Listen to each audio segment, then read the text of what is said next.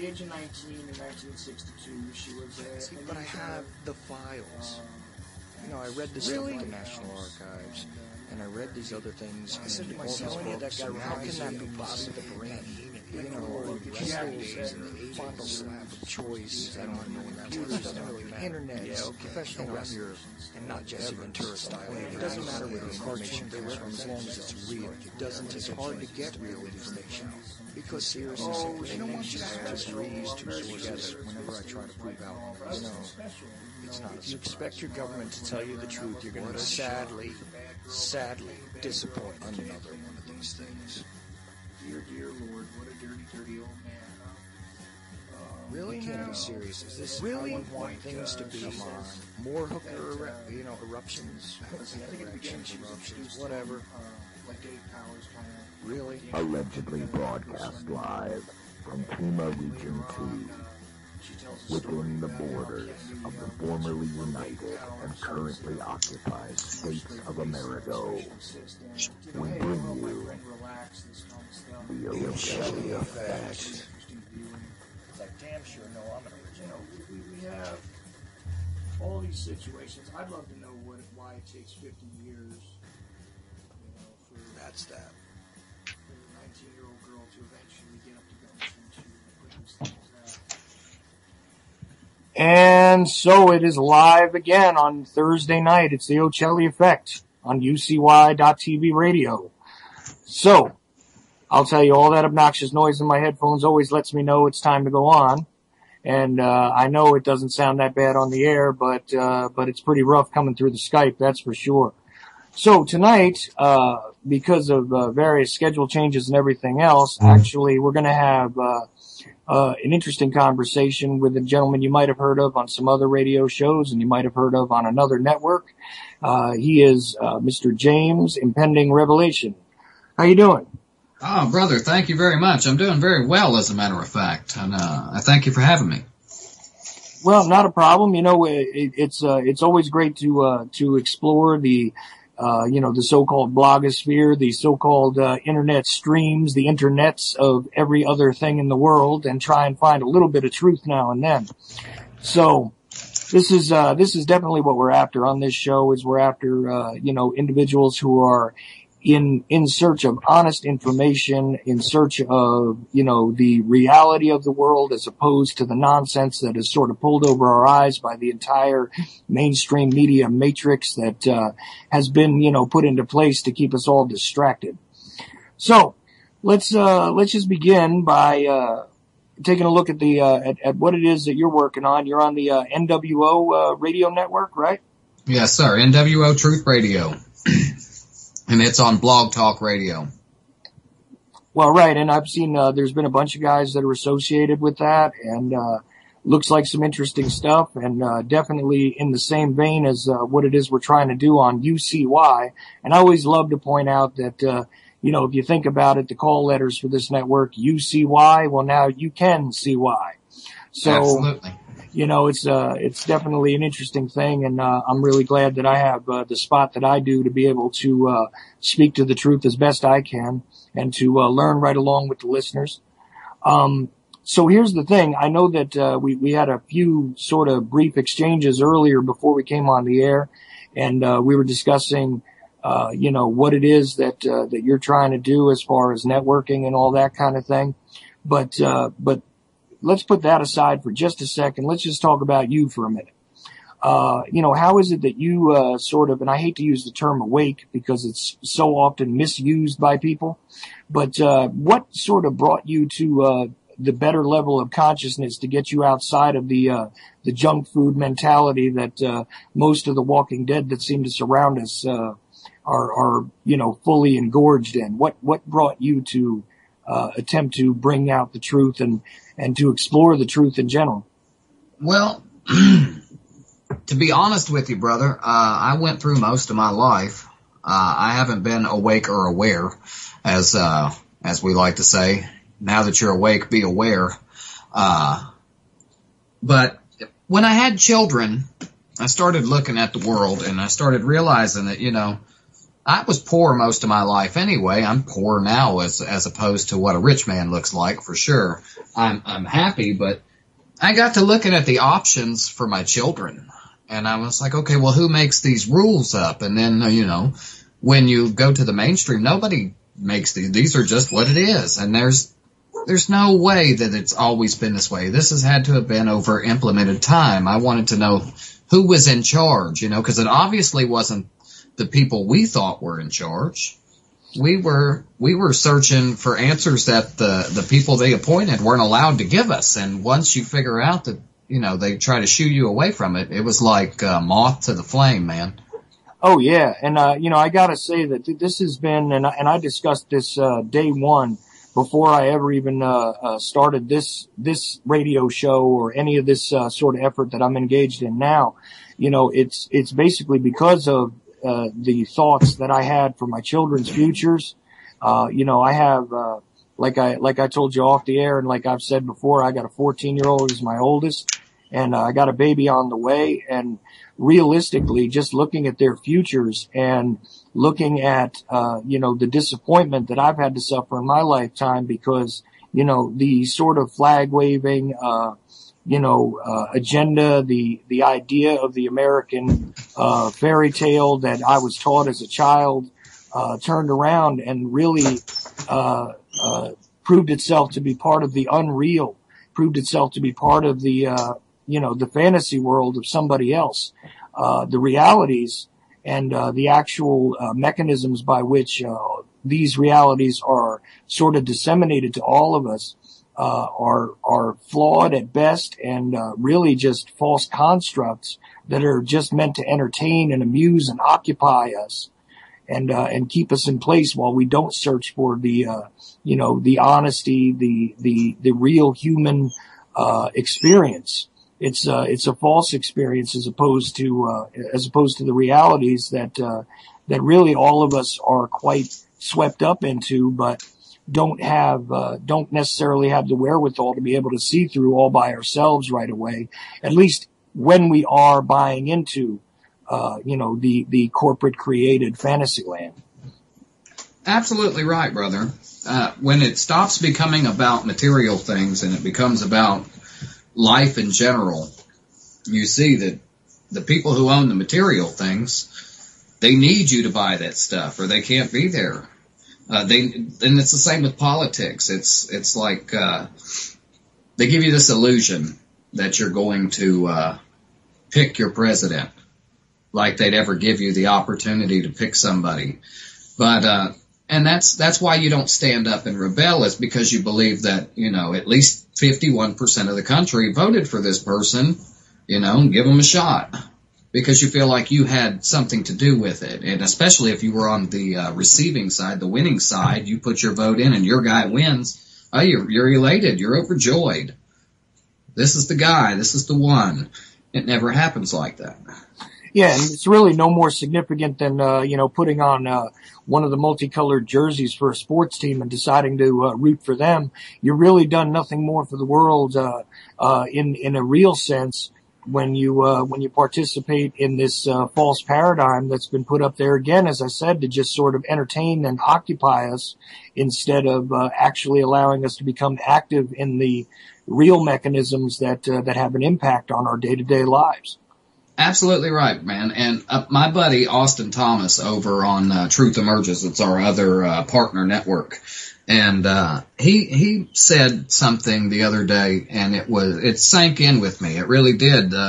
He said, if a ruler, a king, stood up and came into the country and said, "Look, I'm your king. You're going to do what I say. Deal with it," then at least the people would know that this guy was put there by somebody else and consciously would have the choice. Am I going to accept this or am I going to rebel? Now, that's why I was saying with the democracy, this false paradigm, you get this illusion that you had something to do with it. And therefore, even if it's not the way you wanted it, you're going to accept it. Well, right, but that's based on the whole sort of illusion that you did have some sort of input into it, or even if you didn't, you had the chance to have some sort of input into the decision makers, the actual people that rule. And I'll tell you, another thing that sticks with me, which a gentleman on this network always likes to say, Jim Funky, he does the Boiler Room radio show. He likes to say that, it is very much time that we get back to the real way of being, which is, people have tended to use people and love things, and we need to get back to allowing ourselves to use things as they're meant to be used, and to get back to loving people. And sort of that reverse psychology has been part of what has kept most of us captive, I think, for a very long time. And for me, I know that it took quite a bit, and it took most of my life to even begin to come to this understanding that this is all pretty much an illusion. The rulership and the decision makers that are actually influencing our day-to-day lives, the people that they tell us are in control are actually just actors like on any other television program. It just happens to be CNN instead of CBS. Absolutely right. Absolutely right. As long as they're dressed nice, not in bright colors, nothing that's going to draw attention, and they speak in a calm voice, it doesn't matter if they tell you that there's an asteroid's going to hit. Yes, some people will freak out, but not everybody. And as long as you don't freak everybody out, it's okay. So what broke you away from that sort of automatic appeal to authority, though? Really, what was it? Was there one event that actually got you to start, resisting acceptance of this whole, mess? Well, Alex Jones did a movie, and I don't promote or approve of or disapprove of the man. What he does is no more than what any of us are trying to do. But when he did the movie, The Obama Deception, I actually started watching it, and I wanted to know, was that true? So I started digging, and the more I started to dig, like I said, man, a moth to the flame. It didn't take any time. Once we started figuring out that this is a lie, that's a lie, that's a lie, then, it's time to start showing our children, this is a lie, that's a lie. Don't fall for this, don't fall for that, It took me longer. If I can raise my kids to see it before it can be pulled over on them, then we may just have a chance, brother. Yeah, that's the attitude I have, and in reality, that's really what my interest is in trying to lay these things out for people and trying to give them, more food for thought, and trying to encourage them to look for themselves at things instead of accepting, these sort of decrees from the mainstream talking heads and all that, and accepting, the false realities that have kind of been placed around them in all aspects, in fact. And I'm trying to get through to the older ones now. And, like I said, with the new one on the way, it's going to be a whole different approach. And I guess I'm just trying to pay it forward into the next generation as well. Amen, brother. Absolutely right. And when you were talking about this conformity and the appeal from the age of 5 years old and sometimes younger, it just depends on whether or not your school district has, pre-K programs and Head Start programs. Your kids are taught that the person in charge is right, not to question him, and to be quiet. Yeah, that's part of the. Go ahead. I'm sorry. I was going to say, how do you learn something if you can't question it? Well, that's what I always wondered about those things, and I used to get myself in trouble in school doing that all the time. I've told the story many times because people know that I took a keen interest in the JFK assassination as an adult, but earlier in life, even when I was, about 8 years old or 9 years old, when this was briefly mentioned in a classroom, I had to stop the presentation for a moment and say, so what you're telling me is that a guy who had no real vested interest in the situation shot the most powerful man in the world, the way you're telling me things are, and killed him in broad daylight, and then, while he was in police custody, when nobody should have been able to get a hold of him, he was shot dead as well. And at that very early age, I simply said, well, something is wrong here. And that was just one example of, the many sort of signposts over the years that I probably should have attached myself to a little harder. I probably should have gone after a little deeper. And that's what started, that was sort of the very early seeds of my interest in that kind of stuff. But when you realize that your government is lying to you, and you realize that your teachers are lying to you, and you realize that any of these people that are in these false sort of positions of authority, it is a rather sort of shaking thing, because, as you said, you're sort of programmed, and again, that key word is programmed, right, to understand that the people in authority are supposed to be trusted. And I think what it comes down to is a real need for one to get back to the almost dead art of critical thought, and to begin to investigate and search things for yourself. Absolutely right, brother. Absolutely right. And that cognitive thought process is being attacked, whether it be with chemtrails or fluoride or whatever that you have going through the air, through the water.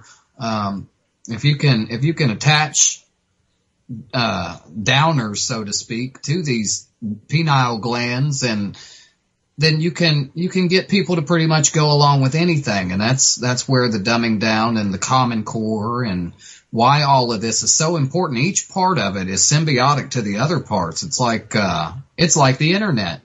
It really is. The evil is spread out so much that each part has its own principle and purpose, that if it fell apart, then the rest of it would die too.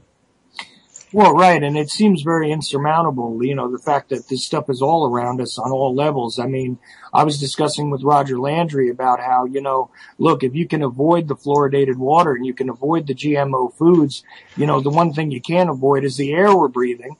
And, unless you choose not to breathe, and I'd love to know how that happens. Yeah.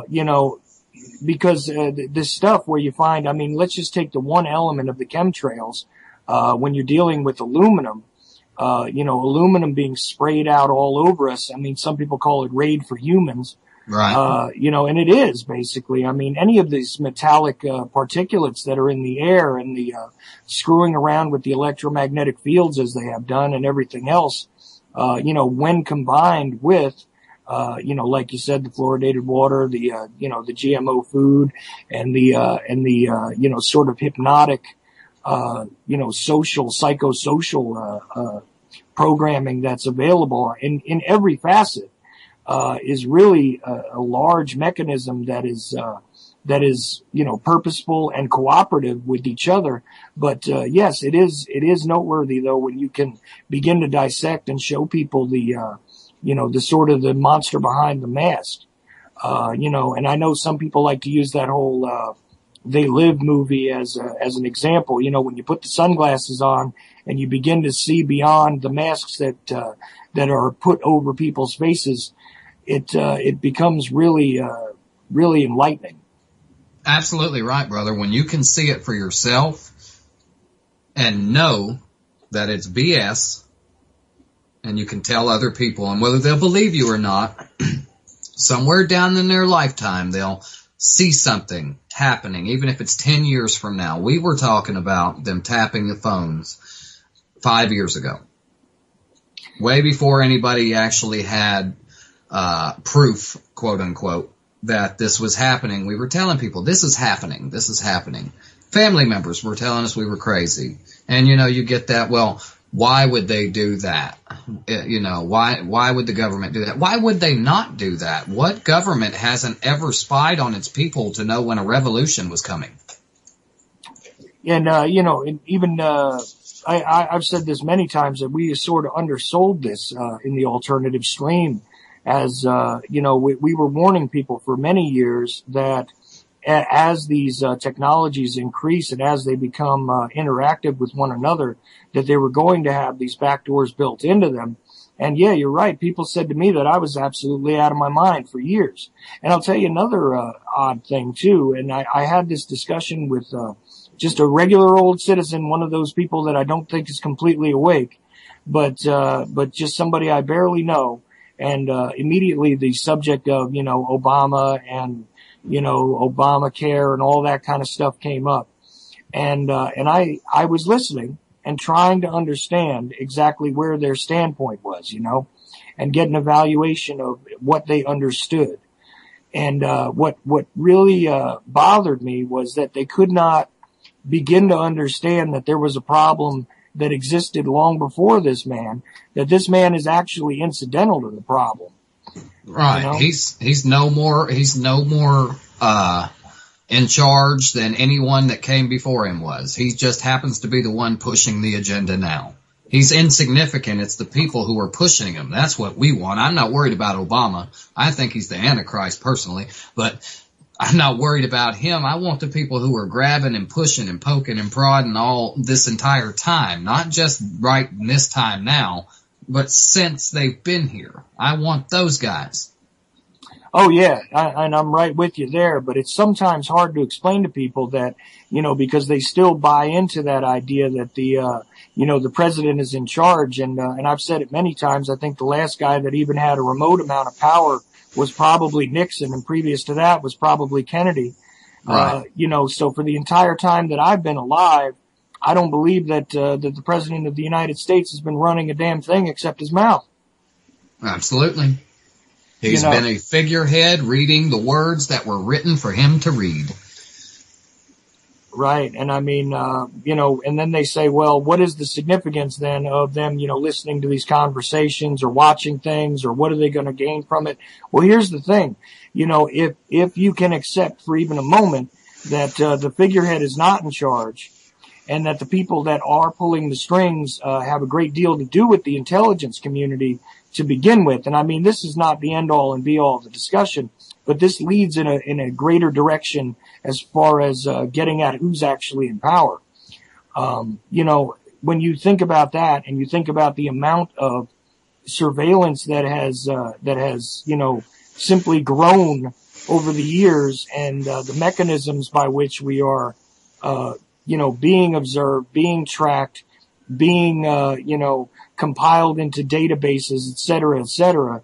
I mean, how can one not believe for a moment that this is of greater significance than the so-called politics of one of these figureheads that are speaking? You got me, brother. That's I don't understand how once you see it, how you can turn a blind eye. And another hysterical thing, because I'm sitting in North Carolina right now, and I mean, I just happened to glance over at a TV screen, okay, which had the local news on mute, and I just remembered that they keep running these commercials in this state, and I'm willing to bet in every other state in the union you're going to see commercials very similar to this. Whereas if anybody made any statements about, say, 9/11, you're going to find that they are now trying to attack each other in these political ads with the label of conspiracy theorist. And we know that this has gone on for a while, sort of on the internet, but now it's actually making it into the mainstream, right? Where they're attacking anybody who has questions about 9/11, anybody who has questions about the war, anybody who has questions about Benghazi, or even the events that are unfolding as we speak in Ukraine. We're all conspiracy theorists, which means that we're meant to be marginalized and discounted as individuals who have anything to say about the public discussion of what is. What is your viewpoint on all that? Well, if we weren't touching a nerve, they wouldn't even acknowledge us. I happen to believe that the elite are pretty scared right now. And it's because of, I like to call us, Roger Landry last night said that he doesn't like calling it the alternative media anymore, that he wants to call it the new media. And I like that because we tell the truth no matter whose feelings it may hurt. The news used to practice this a long time ago, but they don't anymore. So now really they're the alternative because they have said they don't have to tell the truth. Under the First Amendment, they also have the right to lie. And I think they're scared, and now they're falling back on these, on things like racism. I don't know if it's all over the country, But in the last 2 or 3 weeks, there have been 3 different kinds of racism stories throwing out there, and trying to divide the people. I don't think the elite, I don't think they changed too terribly much in the last 3,000 or so years. I think that they pretty much stayed the same, but the world itself is changing. And so the only way to stop us is to demonize us or marginalize us and put us down on that level where, you know, we're as bad as the dogs, we're the goy, we're the goyim. But I think if we were just out here talking about the moon landing or something, that they'd never even mention us. But since we're talking about them specifically, I think that's their only choice at this point in time, is to demonize us and try to make us look crazy and like kooks, and like they did in the 60s when they coined the term conspiracy theorist. Yeah, that was something that was coined in the 60s. Again, you know, I refer back to the JFK assassination, but, you know, the concept of even writing about historical events that had occurred, or writing a sort of alternative history in any way, shape, or form, was sort of born with the book Rise and Fall of the Third Reich, where a journalist got themselves a little bit of access into the captured archives from Nazi Germany, and was able to begin to write a different sort of history that wasn't part of the propaganda stream at the time. And this was without the benefit of the 75-year grace period that French historians had subscribed to the word perspective.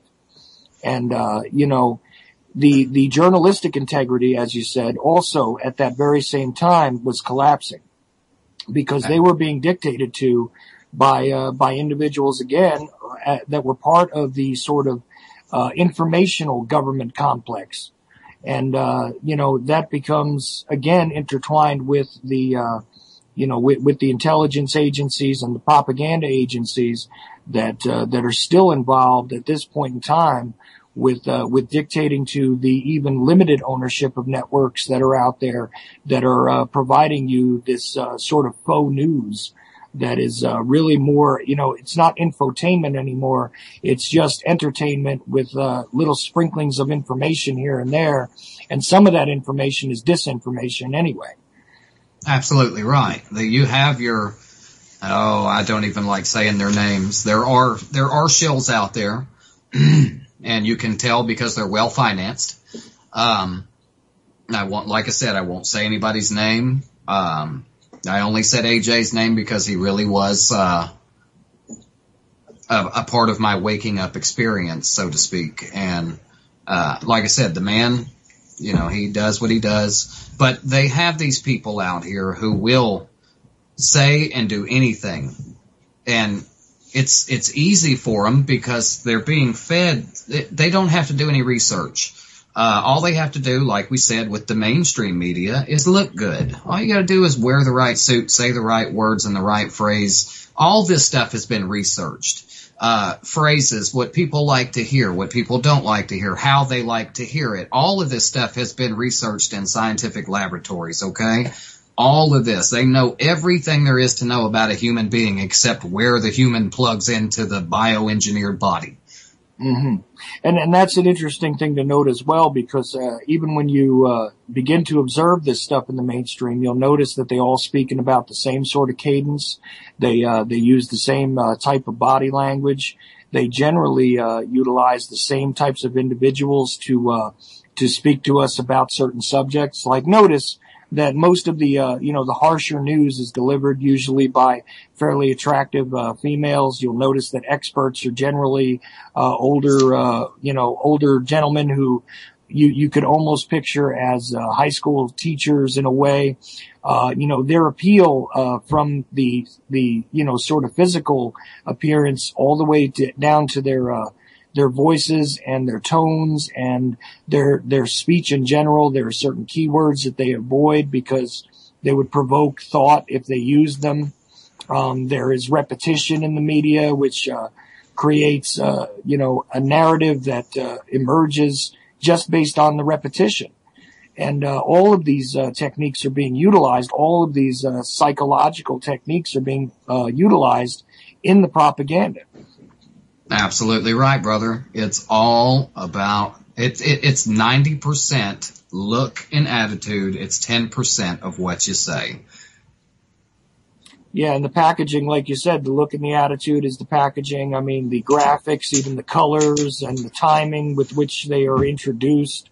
If you notice, more sort of emotionally, evocative stories, or they utilize, editing techniques where there's very fast sort of moving clips and things like this, with a lot of fancy graphics over these sort of, snapshot, in motion sort of techniques being utilized. And it is interesting because, guys like us turn around and just simply try and speak a little bit of truth, talk about what's happening, talk about what's on our minds, and we don't utilize this stuff. We're just, speaking as one person to another, or as one person to our audience, and trying to just, get the discussion rolling about something other than all that nonsense, Absolutely right, brother. I sometimes get extremely passionate. You never see a passionate weatherman because you don't want to freak out the masses when the tornado comes. But see, if I was your weatherman and there was a tornado coming for you, I would be telling you, get the hell out of there. I wouldn't be saying, move to the lowest room in your house. No, get out of your house. You can't stay in your house. There is a tornado coming. You need to leave. You know what I'm saying? You never see that passion on your local news. Like you said, like you were talking about, you very rarely hear anything harsh from a man. It's always going to be the cute puppy stories from the big man to keep him humble and to keep him likable. And all the bad stories come from the females. Like here in Memphis, we have a lot of crime, but it's always our African American news lady who says it, because our town in Memphis is, I think it's 82% African American. And so crime sounds better coming from a mother-like figure who is the same race as a lot of the stories are on, to keep you calm, to keep the masses calm. Stay calm. It's okay. We're in control. Obey. Sit down. Eat at 6 o'clock. Go to bed at 10. Do these things. Right. They just impart enough of the bad news to basically perpetuate the idea that you need to be afraid, and Right. you need to unplug from your fellow man, from your local community, because it's dangerous out there.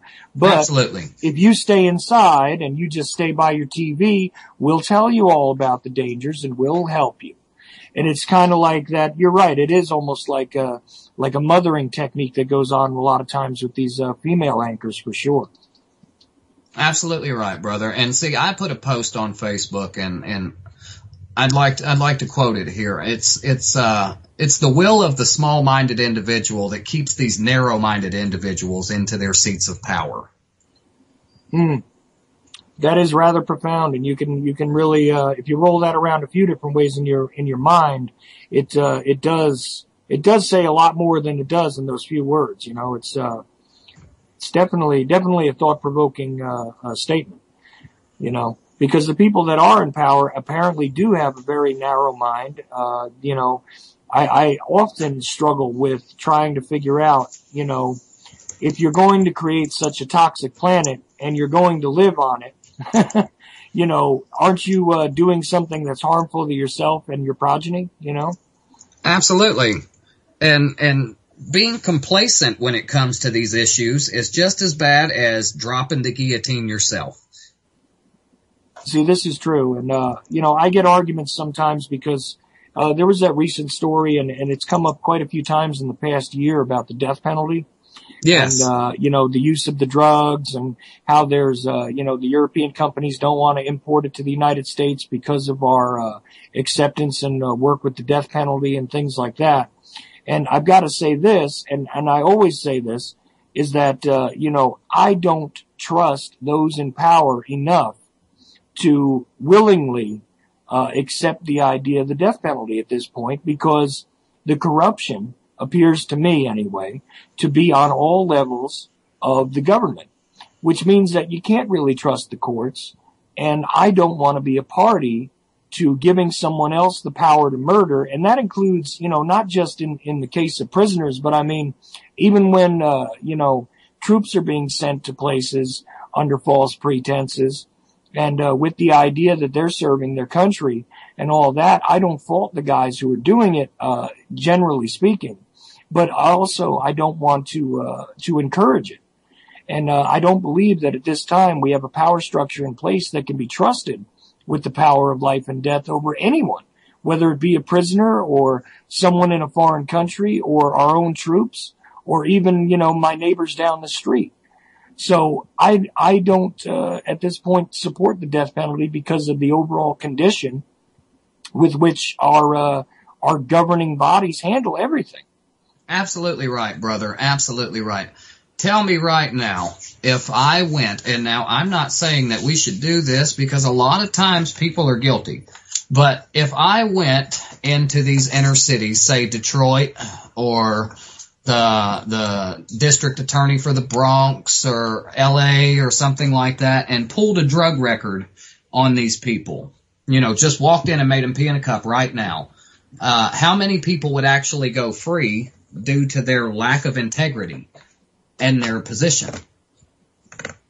And I'm not saying that these people should go free, but I'm saying, doesn't everybody deserve the same shake? Isn't that what you're telling me?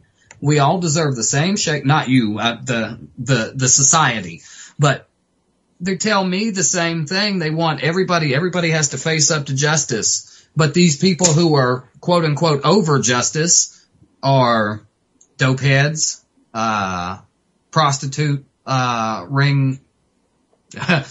These aren't people with integrity is more what I'm trying to get to. No, I get you. In other words, the people that are supposed to be in charge of the system, which is to, sort of, lord over the rest of us and hold us to a standard, are not being held to standards themselves. Right.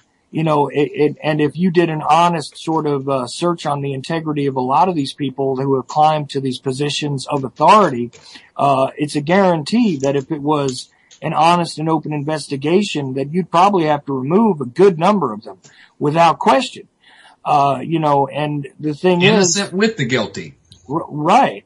And, and sadly, that's another problem is that, the justice system, the way it is right now, and with the people that are in charge of it, and with the for-profit prisons and the institutions that are making fortunes basically off of the fact that they are full and they keep their cells and their beds full, and that includes everything from food service providers to the people that make the prison uniforms to the people that actually institute the mechanisms by which these executions are being carried out. It's all a for-profit industry, and every single time that we really look into one of these large for-profit industries, we seem to find that there is all sorts of manipulation that goes on to perpetuate the profit, to perpetuate the industry in general. And until that is answered, I certainly don't want to be a party to putting a needle in anybody's arm, whether they be innocent or guilty. And I agree with you 100%. I promise I do. But what are we supposed to do? I mean, if somebody, and I mean, there has to be a line, but in this particular instance, we can't draw lines in the sand with our current justice system. What are we supposed to do with these ravagers of men? I mean, people who seriously, to quote the movie, only want to watch the world burn, who have nothing to offer society, and we shouldn't waste time feeding them, let alone taking care of them and dental appointments and getting better health care than you and I get. Well, this is definitely the other side of the argument, and I am, in 100% agreement with you there. And I just say that if the justice system could be cleaned up, I would again support the idea of execution, the idea of, of incarceration and everything else. But I mean, it's one of those things that's a very complex, sort of, a complex problem at this point that's far beyond, the moral sort of conundrum even. Oh, yes, absolutely. That's why I like to play both sides and figure out what is the best thing to do. I mean, I'm not sure that I agree with the guillotine as, what has been floating around is that this botched execution is going to bring back the old guillotine. Now see, FEMA has purchased 30,000, well, it's Department of Homeland Security, but they're going to these FEMA organizations, and their guillotines, 30,000 of them were bought and paid for with our tax money. And as we all know about, even in the smallest form of the military industrial complex, you don't buy a weapon you don't intend to use. Everything has a shelf life. Right. Right. And I mean, that's why it concerned me when I read these stories about, the buying, the hollow point rounds and all that too. Absolutely. Because again, you generally don't buy weapons, you don't buy munitions, you don't buy machinery or anything unless it's, intended to be used for some purpose. Now, right. As to whether you support that purpose or not is a whole other subject. But when you see the Postal Service is even participating in buying ammunition, I mean, what the hell does that mean? Yeah, right. I mean, it is a government job. Are they going to start giving them handguns where they can? Or are they going to do the sticker point system like the old rumors were? Putting stickers on mailboxes, coming at 2:00 in the morning. You got a bright blue sticker, you're okay. You got a hot pink sticker, your ass is gone. Sorry. Sorry. No, I try not to cuss. It's okay. I understand. Get a little passionate sometimes. See, but that's the thing is I don't think that, a lot of people, again, this is one of those things where they try and marginalize us when we discuss this kind of stuff and say that, you're just being a conspiracy theorist. But, my answer to that is always, okay, fine. If I'm completely out of my mind and I'm drawing lines in the wrong directions, why don't you explain to me why it is that this stuff is necessary anyway? Thank you. Yes. Why is it necessary? Show me the plan. Show me the blueprint for why you bought 2 billion rounds. Tell me why you need 2 billion rounds of ammunition. Because I want to know, are we eradicating somebody or something? Because, if it's the right thing, you could probably get people to join up. If it's each other, not so much. Well, see, that's the thing I think a lot of people miss in all these discussions is that, the goal in most cases is for us to sort of turn on each other and eliminate each other and do their work for them. And this is another subject which I definitely wanted to cover with you briefly is that, the sort of divide and conquer, which we mentioned earlier, has been, in time immemorial, the strategy of those in power, is still effectively working. And whether it be the mechanism of race or the, sort of, silliness of drawing lines between each other on this, pointless paradigm system, or it is about, some of these sort of, moral discussions or along religious lines or whatever else, if you continuously draw a whole bunch of distinctions between each other, all that really leads to eventually is a bunch of borders that somebody's going to wind up crossing. And it just turns us one against another, and it's really a waste. Absolutely, brother. And see, that's why I was saying I think they're really scared right now because they're falling back on that racist card, being racist. Everybody's racist. And that's why I said they may not change, but I think the world has changed just ever so slightly where people aren't seeing the color. It's not that we are color blind in any sense. I see a black man, an African American, and a Caucasian. I see that. But I also see the man or the woman or the child that is standing there. I don't stop at the color that I see. I go on through and see the humanity in people.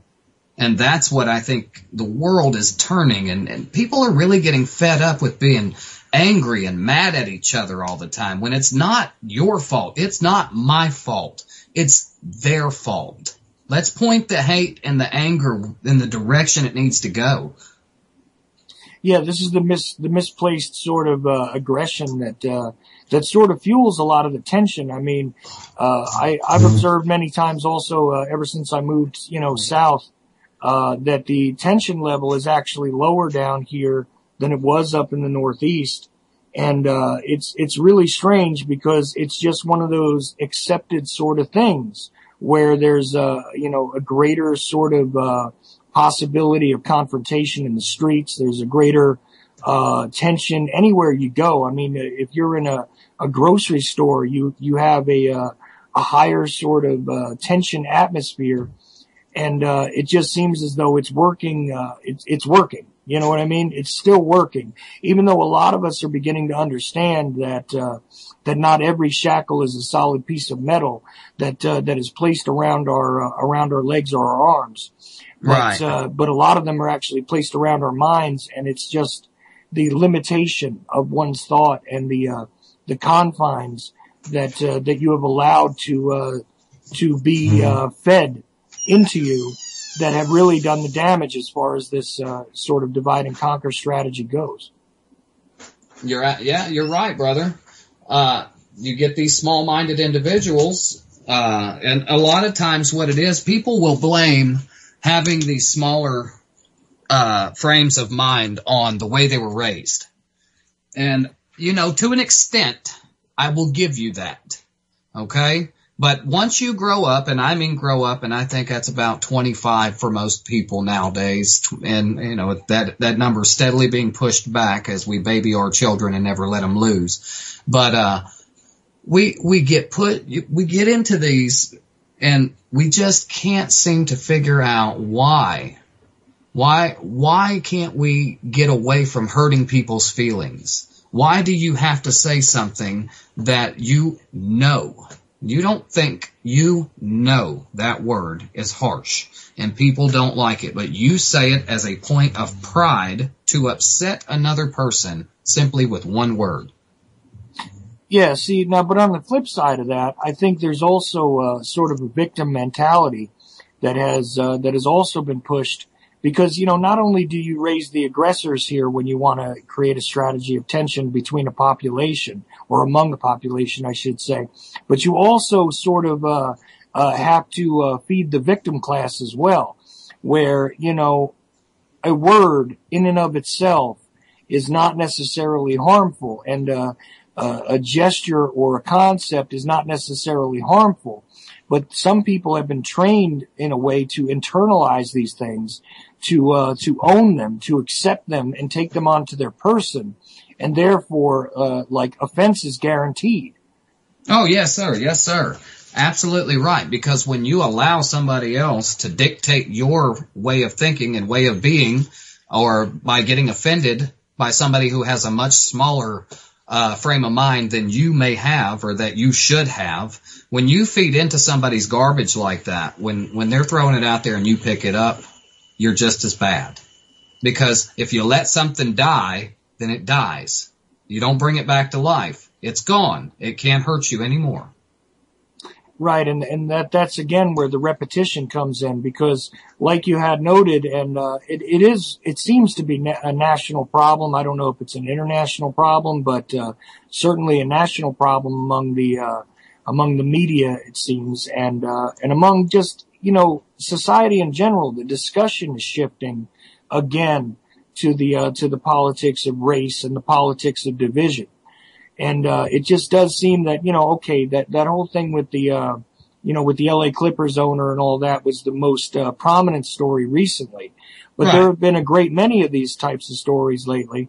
And I got to tell you, though, that when it comes down to the reality, like, say, of the police state rising and the abuses that are being accepted, excused, and in some cases even, complete exonerations, where individuals are being rewarded almost for brutality, for the misuse of power, for the abuse of power, in fact, all over the place. This does not know racial division. This doesn't know any kind of division except a sort of us and them mentality, where these individuals are again being programmed and trained to be the authorities, who are then allowed to overstep, allowed to abuse their power. And we're seeing, all types of individuals that are being killed, beaten up, and it's growing, it seems. A whole lot more people are being stepped on by the police state on a daily basis, at least from what I observe. And from what you observe, I observe the same thing. I can tell you from the people that I've spoken with in other countries, just depends on how far you go. Like my friend in Pakistan, it's not so much a racial divide there. as it is a religious divide. And to me, that's every bit as bad, if not worse, as to divide over beliefs, because dividing over beliefs is one thing, and I can understand why some people do it. But if that man can help you, no matter what his belief system is, would you not take his help if he handed it, if he offered it? If you were hanging off of a cliff and a Muslim came up and you were Christian, would you take his hand, or would you say, no, God will get me?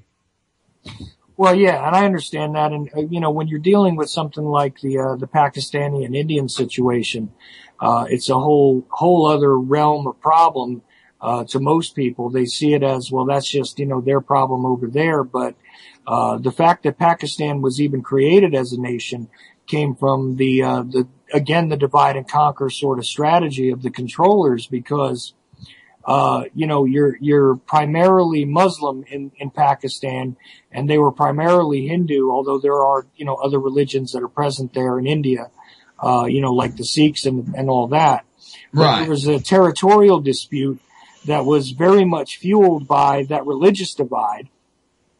And this is only in the 1950s, I believe, when this division occurred, in any significant way. And it was, again, a territorial issue over the area called Kashmir.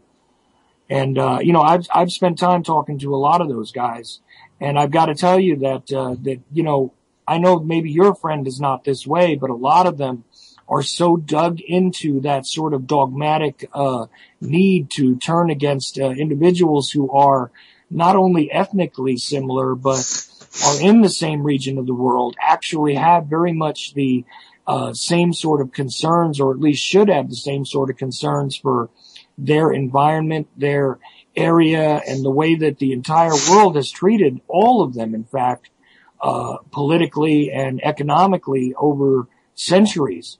It seems that, again, you have, another divide. And here's one that doesn't involve Christians mainly, which a lot of people like to say that there's sort of a war on Christianity. But there is no real war on Christianity. There is just a war on the concept of morality and the constructs that the people have allowed themselves to become entrenched in. I'll agree with you there. Now, in some places, there is a war on Christianity. Places like Pakistan, like I said, I have Muslim friends in Pakistan, and I also have a few Christian friends in Pakistan, if you can believe that. In a 97%, 117 million people populace, 97% of them are Muslim. And the Christian people that I know, I tell them to be careful every day, because it wasn't terribly long ago that 237 homes were burned simply because there were Christians in them. I mean, yeah, but again, that points not to the population necessarily, or that particular argument. It doesn't even point to that. It just points again to the ability of a greater population to oppress a smaller one. I mean, absolutely. There are Christians in Palestine as well. I've had friends who were Christians that came from, the area called Bethlehem over there. Right. And believe me, they are not treated well there either, but it's just an excuse, really. It's not even what the conflict is actually about. I think it's more about, the ability to have smaller classes of individuals be set up to be oppressed by the larger classes, because again, the larger numbers in the populace first start to abuse the smaller numbers in the populace, and then when they wipe them out or drive them underground or absorb them, then you redivide another small level of the populace, and repeat, continue. That's just what it seems like to me. Exactly right. Repeat and repeat. That's all it is. They stand up, they say, okay, these are who we're mad at today. Once we eradicate them, well, we still have weapons left, so we need to eradicate somebody else. And you just hope that one day they don't turn and say, okay, now it's your turn. We have to eradicate you. Like they did with Al-Qaeda and the Taliban. Well, right, which they didn't eradicate anything there, obviously, first of all. But secondly, it's also useful to know that, and I bring this to the drug war thing, because this is where it gets also a little more strange, and how it all fits into the same agenda, is that, we take note that there was, I don't know if you remember during the beginning of these, operation, I forget what it was, where we stormed into, Afghanistan. But, we were backing this, so-called Northern Alliance group of guys who were a bunch of warlords, against the Taliban, who were, obviously part of the boogeyman construct of Al-Qaeda and everything else that had supposedly attacked us. So we were justifying it, among our population, that it was time to go in and back these guys.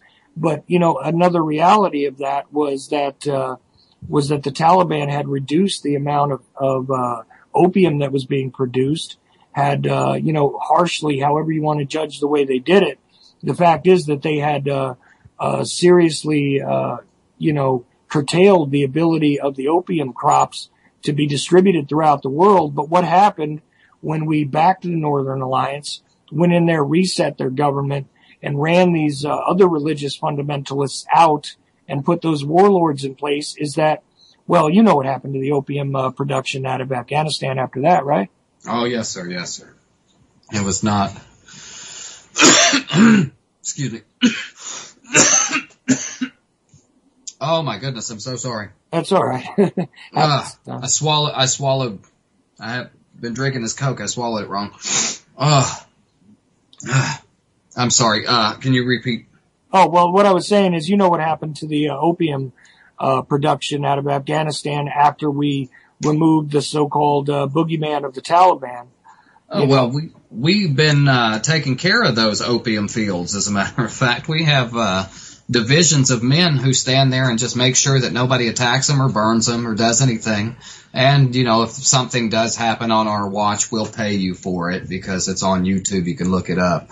Commanders paying owners of heroin or poppy fields. We take care of those people, man. We need that opium. That's our money now. Oh, yeah. And, then when you combine that again with all of these larger banks, winding up laundering money, which was, part of that sort of black market economy. I don't even think it is a black market economy. I think it is part of the real economy that actually fuels, a lot of this stuff. Oh, absolutely right, sir. I believe that it's probably traded on the stock market under some shell company. These are things that are worth too much money. It's too big a commodity. It's a necessity. The big pharma needs that.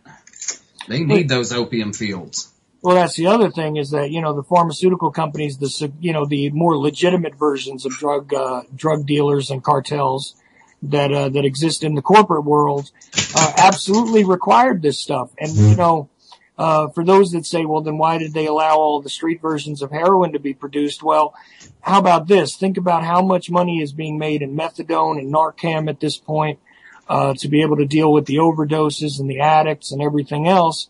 That stuff is worth a fortune too. Absolutely right, brother, because it doesn't get you, all methadone does is take you off of heroin and put you on methadone. Right. You never get off of it. You're just on a different drug now. Right, and even the alternatives. And I always like to point to the fact that heroin itself was introduced actually as a way to get morphine addicts off of their drug. That's why it was created initially. And I'm not real certain on this, but I'm pretty sure you can link that to the Bayer Aspirin company, even if you wanted to, going back a bit. It would not surprise me a bit, sir. It would not surprise me a bit because it's been the role of the big pharma forever, not to cure, but to medicate. Oh, okay, well, you're hooked on that now? Well, here, take this. This will ease that pain. And now all you have to do is take this medicine. And they call it medicine, but really it's drugs. That's what it is. It is narcotic. Right, and it's really insidious when you think about even the oldest citizens among us, and even children at this point are being medicated on so many different levels. And here's the bad thing, really, is they don't give you a medicine that solves the problem ever, but they do give you one medicine which then causes you a side effect. Yes. And that side effect needs to be treated by another medicine. And then over time, you develop other side effects. And after a while, how many medications do you wind up on, as a senior citizen? Ask any senior citizen who is not, trying to holistically deal or manage their health. You'll find that they're on, 10, 12, 14 different medications daily, where basically now, because of the addictive nature of them and the fact that their systems have incorporated them into their own biochemical existence, that they are actually required for life. Oh, yes, sir. Absolutely right. And you know what, though? I don't call them side effects because it's a direct effect of taking that medicine. Yes, it may keep you from going to the bathroom 7 times at night, but the other direct effect of this medicine is bladder cancer. Yeah. Come on now. Do you want to pee? Do you want to pee the bed or do you want to die from bladder cancer? You know what? I think I'll buy some extra sheets. Well, yeah, I hear that. And, the other option there is instead of dying from the bladder cancer, well, here, we'll give you some other toxic chemicals that might kill the bladder cancer if you're lucky. But at the same time, you're going to need about 6 other medications because you're going to need one to stop the nausea. You're going to need another one to stay awake. You're going to need another one so that, your salivary glands still work. And you're going to need another one so you can sleep through all this agony while your system is doing, jumping jacks trying to figure out what the hell's going on. Absolutely right. And I tell anybody who can, a lot of veterans cannot. They can't use cannabis oil because it's still illegal in a lot of states, and they're not allowed to use anything that's illegal or they will lose their medications that do keep them alive from all the medications and the direct effects, side effects of all the medicines that have damaged their liver, their kidneys, the sacs on their lungs. All these things now have direct effects, side effects from the medications that were supposed to keep you from doing one thing. You went to the doctor with one problem and you walked out 20 years later with 15 problems that you take 22 different medicines to cure. Oh yeah, dead on. And, just in case, anybody missed it, you are listening to UCY.TV radio. This is the Ochelli Effect. Just wanted to let you know that because it is the top of the next hour. And, I'm here with, James Impending Revelation. And, by the way, what is the name of the show that you usually do? I do the Impending Revelation radio show on NWO Truth Radio. It comes on at 11 p.m. Eastern Standard Time. That is 10 p.m. Central, 9 p.m. Mountain, and 8 p.m. Pacific Time. But you can check us out over there on NWO Truth Radio every night of the week except Thursdays, and on those other nights you can catch on Truth Emerges every night of the week. And just like here on UCY, just trying to get the truth out there to as many who want to hear it and as many that will listen. Excellent. So the thing about the pharmaceutical thing, and I had Doug Valentine on. Have you ever heard of him? Doug Valentine? Mm-hmm. No, sir. All right. Well, he put out 3 interesting books that I would point to right away, which were, one was called Operation Phoenix.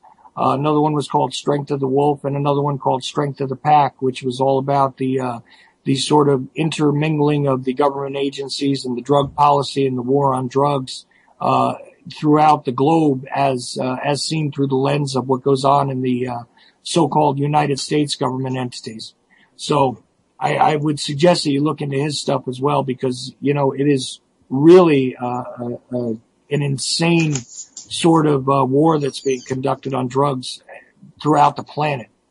And one point of that is the opium fields being defended. But I'm telling you, this again, just like many of the other things that we're discussing, has been a problem for decades at the very least that we can trace. But anyway, so back to what it is that got you into, really starting to look at this stuff. I mean, you mentioned the Obama deception movie, which I've seen also, and, definitely started me asking some interesting questions and all that. But I mean, what event would you say was the thing? I mean, was it Was it the stuff about 9/11, or was it, some other particular person's, written work, or what was it that really set up that final sort of red flag that made you say, you know what, it's time for me to reevaluate this whole thing? Well, mine is not popular, and I will warn anybody. I'm very sorry if my views offend you right away, but I don't see how any one person out there who could be God-fearing, call themselves a Christian, could not think that the evil wouldn't be the people that rule over you. I'm big into my Bible. I try to go to church as regular as I possibly can, and I'm not saying that it's for everybody, but looking into the book of Revelations and seeing these things and seeing the kind of people that would have to be put in power to pull off these kinds of events and where they would have to be seated. So you got to look to the highest seats in the land. You got the president, the queen, Rome, the Pope obviously is what I mean, but Vatican City. You have all these people, and they've been doing evil things for a long time. It just the light hadn't been shined on them.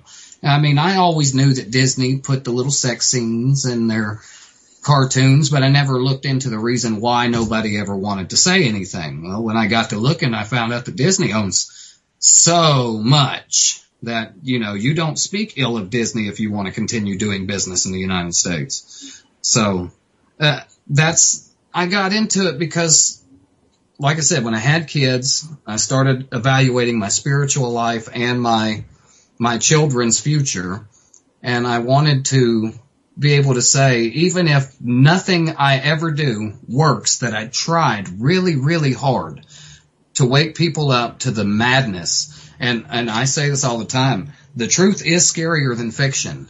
People think, oh, these movies are scary. No, what these people do in real life is absolutely detestable. They go and they kill people for natural resources, oil, gas, natural gas, precious stones, work entire generations to the ground. When they're done working them, then send people in there, not even with guns, but with machetes to kill tens of thousands of people, women and children, all over a few thousand gallons or a few million square feet of natural gas. It's absolutely sickening. And I couldn't stand on the sideline anymore, knowing what I knew and reading the stuff that I was reading, and not stand up and say something to try to wake up not just my town, but every town. And that's where, NWO Truth Radio really gave me the opportunity to flourish. I haven't been there a year total yet. I started with them in August of, it may have been July or August, but I've already done over 120 shows. I'm doing my absolute best to get out there, but it really was, it was my spiritual life and the betterment of my children's future is what really woke me to wanting to know. And once I started learning, then I couldn't keep my mouth shut. I had to tell everybody around me. I absolutely hear you. And although I'm not, and I've identified this many times, I'm not a Christian. But the thing is this, and I find this really fascinating because I do speak to people that identify themselves as Christians, as spiritual in other categories, as any sort of religious persuasion you could imagine. Right. And I've got to tell you something that I find really remarkable, and that is that we are all starting to see in our own ways, regardless of what belief system we started with. We're all seeing that the world is shifting in a way that is, and that we don't want it to shift. Yeah, it's not good for any of us. Right. We're all seeing that something is very wrong. And that, whether it be the prophetic sort of words that were contained in a particular religious concept, or it is simply the observation of the spiritual world, in a current sense, we've all seen this sort of darkness falling. And, yes. And that is really remarkable because I've got to tell you that there are Muslims, there are, like I said, there are, pagans, there are, Hindus, there are every single walk of religious life you could imagine. It seems as though we're all converging at this point of knowing that there is something very, very wrong with the world around us. Absolutely right, brother. And that's why I was saying, I hated to use the cliff analogy, hanging off the cliff, and you're a Christian and I'm a Muslim, but I could help you. I stick my hand out. Would you let go of the mountain or would you grab my hand? We are hanging on that proverbial cliff. And if you want to have 100 people hanging off of your leg while you're reaching for help and nobody's there, just so you can be the leader of your group, that's fine. I don't need to be the leader of anything. I just want to be there to do my part. I want to be there. I want to make sure that my name was in the hat for people who were there trying to fight the madness, the absolute evil. And that's what I identify them as. They are the absolute evil. Anybody who could kill a man, woman, or child, whether they didn't do it themselves or they gave the order and somebody complied, being complacent,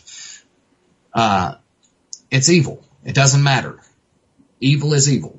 Whether you're Muslim, a Christian, Hindu, somebody tried to hurt your baby, I think you'd stand up and fight them. And I'll tell you something else is even the people that like I say marginalize us, even the walking dead or the walking sleepwalking or whatever you want to call them, I would rather see all of us survive. I would rather see all of us thrive. In fact, I would rather see all of us have the choice to be free, and not being slowly killed off as a species, and not having the future of this species extinguished by this decree that has come down from many different hands, it appears, all converging again on us.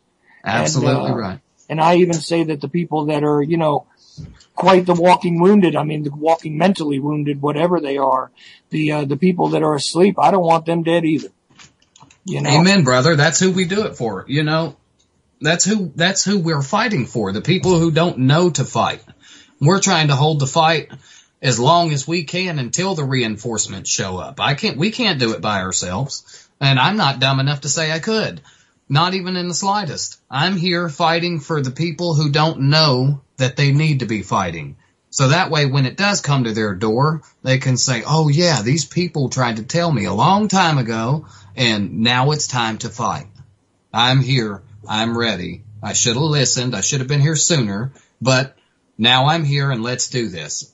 That's where we are. We're on the front lines trying to get everybody organized and get ready to go for all the people who don't know why they should be getting up. Well, exactly. And I'm glad you said that because, a lot of people, they get sort of stuck in their own, look, you remove yourself from that poorly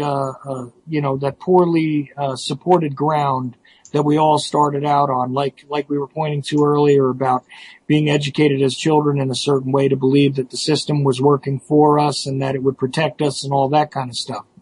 And you remove yourself from that. Sometimes it seems to me people begin to fight against that particular system, but then they entrench themselves into a new belief system without continuously re-examining and without looking again to see if they fully understood the new place they've decided to put themselves in. And then they begin to make the same mistake, which is to rely on what they learned so far and entrench themselves again into a new sort of place, which is just as useless as the place they came from to begin with. Exactly right. Okay, so you didn't know before. Now you know, and you're still not doing anything. Okay, so now that you know, you have to act on that knowledge. Nobody can make you stand up.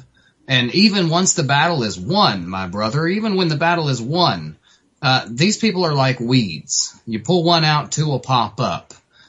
We're going to need watchmen. We're going to need people standing over, making sure, people we can trust, people with integrity. We have to find these people, and then you have to watch those people as well, because a little bit of power in a man goes a long way. This is certainly notable as well, but the best thing that I hope to impart to anybody is to not rely on any authority. And I don't want to become an authority either. I don't want to see anybody that I know become an authority necessarily. I just hope to impart the idea to people that they need to think for themselves and to begin to see for themselves, to actually see what is as opposed to what it is they were told would be, you know? Exactly right. If I told you the sky was purple, would you sit on the couch, or would you get up and go look, or would you just tell me I was crazy? You know, some people are really convincing when they tell you things, though. I may could tell you that the sky is purple and you tell me BS. But somebody on the television may tell you that the sky is going to turn purple and you go outside and wait all day to see it. That is a big sort of issue that I find sometimes is that, again, like Landry says, yeah, the new media, but when the new media starts to behave like the old media a bit, you got to be careful of that as well. Yes, sir. I always say, look, don't trust what I'm telling you necessarily. Just look for yourself. I'm giving you the possibilities here. Absolutely. And if you can open your mind and you can learn something more than what I've told you, great. You know what? Come back and tell me. I want to learn as well. Absolutely correct, sir. Yes. We over there on NWO Truth Radio and Truth Emerges, we always urge, look, don't take what I'm saying and sit there with it and say that it's true because I said it. Go find out for yourself. Because you may not believe what I believe. What I researched and what I call fact, you may call false. And that's for you to find out. But don't sit here and say, oh, well, James and Pending told me, so it's got to be true. Go look up what James and Pending said and make sure that James and Pending's true. Because I've been wrong before, ladies and gentlemen, and I'll probably be wrong again. Oh, yeah. I mean, I've made mistakes over the years in an effort to find the truth about things and have gone under some sort of misconceptions in the past because I just didn't dig deep enough yet. I thought I had, but I didn't. And I'm always trying to, at least take a look at differences of opinions. I may have an opinion, but I'm not like married to it, Right. And, this is the thing, and this is what I'm sort of, trying to demonstrate to my listeners anyway at this point is that, as time goes on, I'm trying to expose myself to more and more information. I'm trying to talk to more and more people. I'm trying to learn more about the mechanisms by which things are the way they are, because one thing is for sure, and that is that a great majority of the people that I do speak to, whether they understand what's wrong with the world around them or not, they do know something is wrong. So beginning from that premise, I think we can at least have a chance to explore the possibilities of, what's wrong and then what to do about it, And I know that sounds kind of naive in a way because, I may never discover the answers to all these problems. But I do know that there are problems. You know what I mean? You're right, sir. Absolutely right. I'm sorry. I had two children standing at my door. I had to direct them where they needed to go. That happens now and then. But, and again, some people that listen, they don't have kids or, they're not. But look, just because we see it as an issue for our children doesn't necessarily mean that that's the only reason why anybody should care is if you have children. If you care about what is in the world, I mean, look, if nothing matters to you and it doesn't matter with the way things are going to go, then by all means go back to sleep. Absolutely right. And it takes a village. It takes a village. You can't always be there for your kid. You need people around that care about your kid like you care about your kid.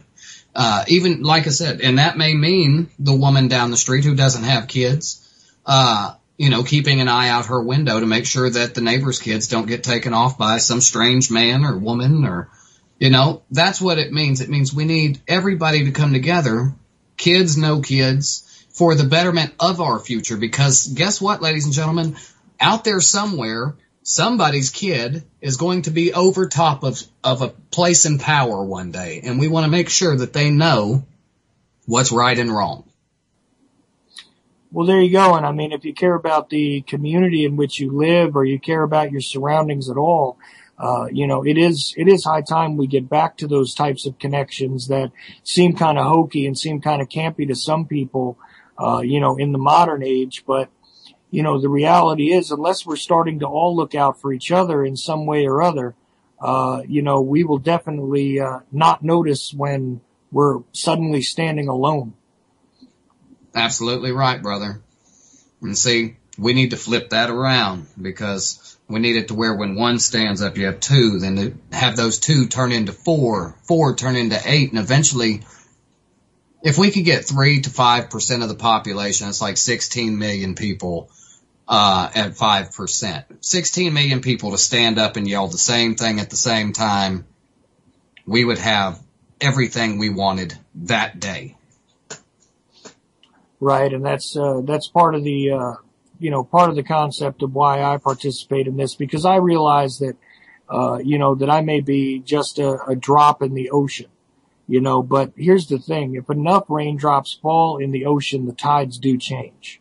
Absolutely, brother. And so this is my raindrop, maybe, and it may do no good all by itself, but you know what? If I can encourage a bunch of other ones, we just might create a storm that'll change the entire face of the planet. Absolutely right, brother, and that's what it's all about right there. It's not just the United States. There are other places that we need to do away with these kinds of people too. And my first stop would be in New York City, would be at the UN. What a lot of people don't realize is the United States wasn't always a part of the UN. It wasn't until Henry Kissinger built the UN a new building on the U.S. soil that we were actually put into the UN. It was kind of forced upon us, really. But we don't deny our position now. We're right there doing their bidding. We don't even ask Congress anymore. We go straight to the UN and ask, well, do you think this would be a good idea? Okay, well, if I've got your approval, I don't need the people's approval because you run the world. And that's another illusion of power that we need to do away with. Well, right, because, the sad thing to me about that is that if the UN were to live up to the expectations that were in place before, it became the sort of monster it is, it would be a good thing. Absolutely. It would absolutely be a great thing if we could have delegates that could appear from all around the world, go to one particular central place, and make decisions that benefited everyone. You know, and also it would help to be able to curtail, the tyrannical actions of individuals in particular areas of the world that would affect the rest of us as well. It would be nice to be able to sort of keep each other in check, like checks and balances that are supposed to be in place in this country. But, when you don't behave in that way, and when the agenda seems to be more fueled by the, by the warmongering, sect of that, I always hate to go into, calling it, by some of the names that it's been called by, but I mean, really the controllers, if you will.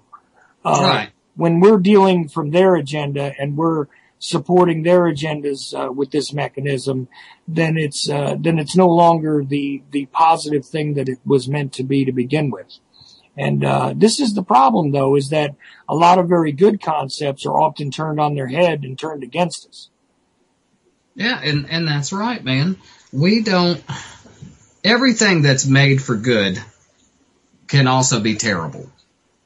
I mean, can be absolutely terrible. And like you said, in theory, that the UN's job is an awesome thing. But you know what? Communism is an awesome thing on paper. Everybody gets the same. Everybody's taken care of. Everybody has a job. Everybody works. They do this. They do that. And you always get what you need. But the problem is men are fallible, and we are corrupt individuals. And there's always going to have to be somebody standing there enforcing these laws. And even if it works for 5 years or 25 years, eventually somebody's going to come in with smooth talking, little bit of money, and small little increments change the population and the government into what they want it to be. Well, yeah, I mean, incrementally, this stuff is, good ideas often result in, well, actually, you know what? It goes back to that old sort of, saying, that the road to hell is paved with the best intentions, Absolutely right. The road to hell is paved with the best intentions. And no good deed goes unpunished is another good one for that as well. Because, there are lots of things that were invented and made for great purposes that ended up going strictly for war purposes. The CDC, it's great in theory too, except for the fact that they create and generate new strands of the flu every year and release it to the population. I mean, having a place that you store every bad chemical or every bad organism, biological, you deal with everything. And you keep it all there buried in the ground, and that's wonderful because, when these things are invented, they need to go to a place where this can't happen. But then they take these things and they splice them and mix them and match them and come up with diseases that kill you in a matter of days. You take you from a healthy human being to a dead man in days. Right. I mean, even the overall concept of the internet, to me is again one of these sort of double-edged swords. It's like everything. Everything that has great power also has the ability to commit great evil.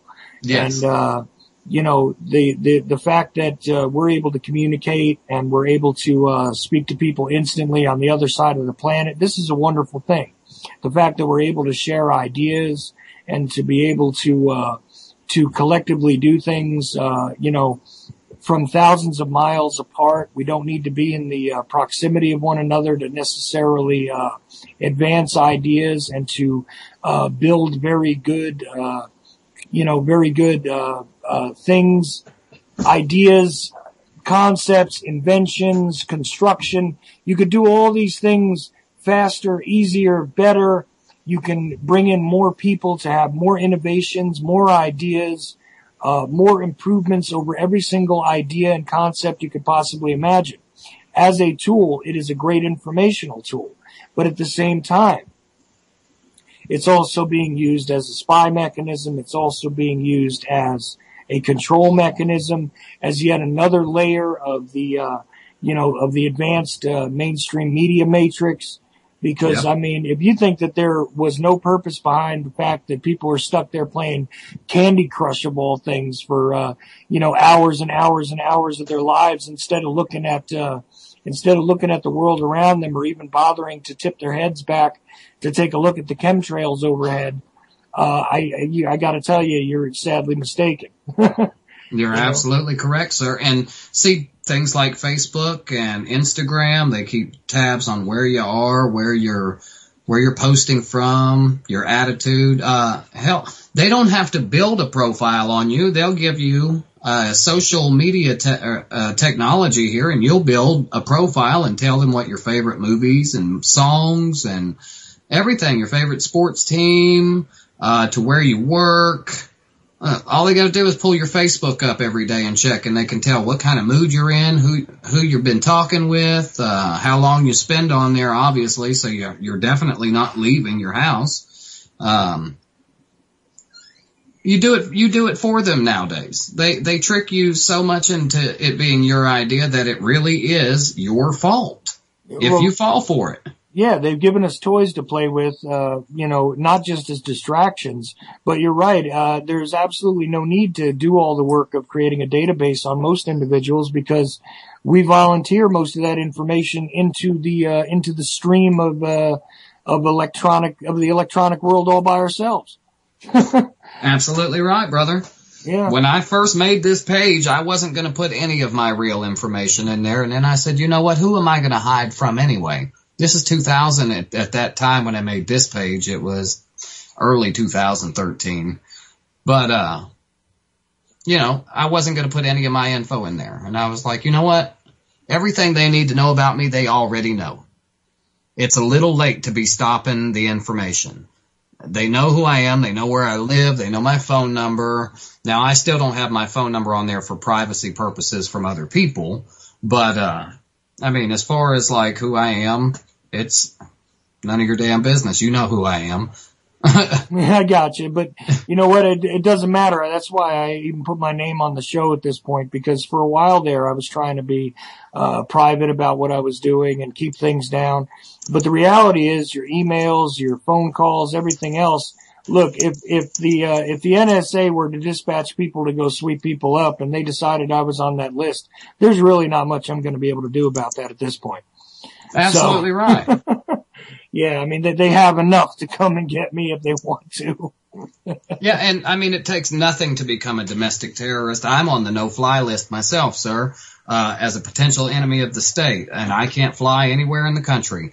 It's nothing but cars for me anyway. I never wanted to go down in a plane. I think that would probably be the scariest 1 to 2 minutes of any person's life. It'd be equivalent to drowning to me. Yeah. I hear you there, because it would be just that sort of helpless, you don't even have a chance sort of feeling, and I wouldn't want to deal with that either.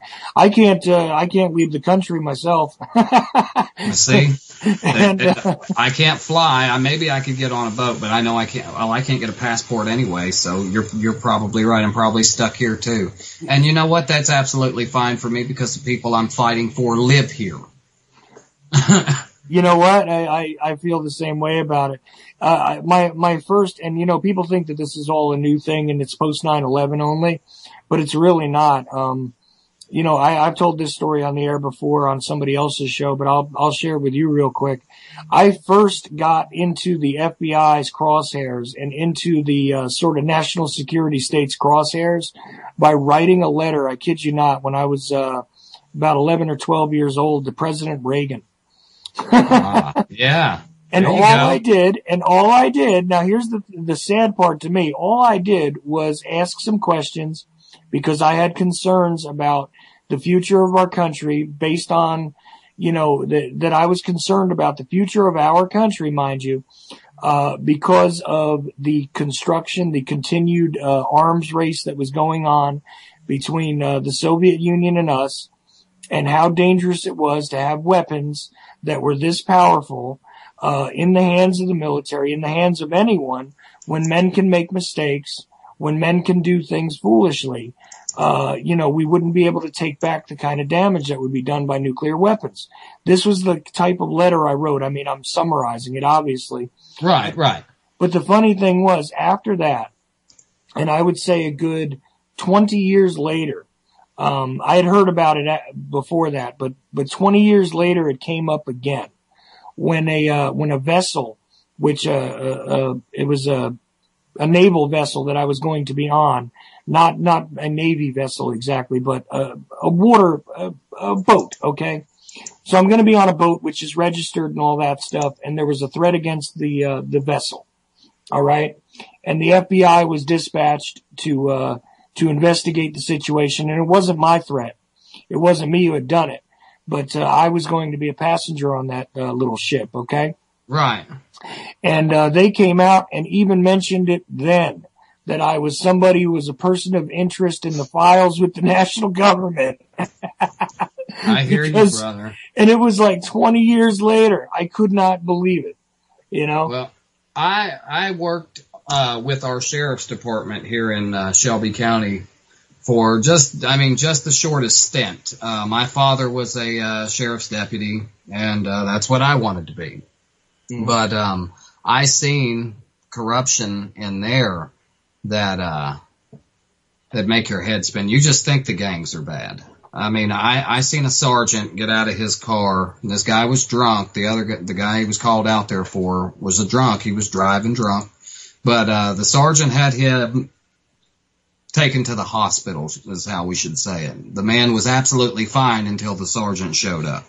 The next day, I realized I couldn't be a part of this, that, gang life would be easier than being in this kind of life, and that I just didn't want to be there. And so I left, and I think that has a good deal of why I was put on the no-fly list as well, because I grew up shooting guns. I was thoroughly trained with a weapon before I ever went before anybody in the sheriff's department because of my father. And, I'm pretty good with a handgun, and I'm great with a rifle. But I think it has a lot to do with the training that I had and now the political views that I have. Well, yeah, that would be extremely dangerous to anybody keeping an eye on you. That's for sure. Mm-hmm. Well, and it's just, and it's sad too, because again, it's like, regardless of what you were trained to do or regardless of what your skills are, probably the biggest dangerous thing for them was, it probably has something to do with it, but the biggest dangerous thing for them was, your ability to contradict the authority. Yeah. That was probably the biggest problem for you. And see, I get bad at myself because I should have done more for the guy. I was there. I seen it happen, and I should have done more for him. Would it have benefited me in any way? Probably not. I'd have probably been the reason they wrote it down on paper that they beat him up, because they would have probably turned and shot me or did something to me as well.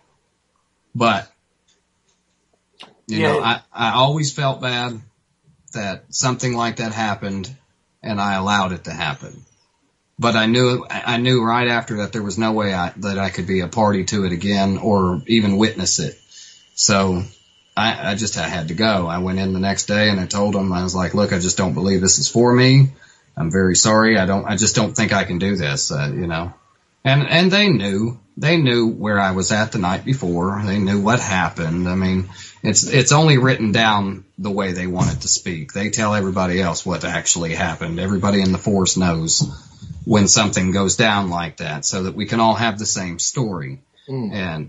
But they knew why I was there. They knew why I was leaving. I never said it. I never said it out loud. I didn't want anybody to think that I was going to rat anybody out. I never said their names before. I never will again.